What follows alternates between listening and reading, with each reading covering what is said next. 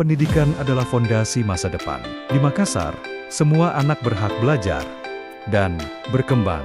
Tahun ajaran 2024-2025, tercatat ribuan lembaga pendidikan dari TK hingga SMA, baik negeri maupun swasta. Lebih dari 30.000 guru mengabdi di Makassar. Dengan rasio siswa guru, angka partisipasi murni dan kasar menunjukkan makin banyak anak yang mengenyam pendidikan di semua jenjang. Tingkat melek aksara mendekati 100%. Menandakan kemajuan luar biasa dalam literasi dasar. Fasilitas sekolah terus ditingkatkan, dari bangku nyaman hingga laboratorium modern. Makassar juga menjadi pusat pendidikan tinggi, dengan puluhan perguruan tinggi dan ribuan mahasiswa aktif. Mari kita pastikan semua anak Makassar mendapatkan hak belajarnya, karena pendidikan adalah investasi terbaik.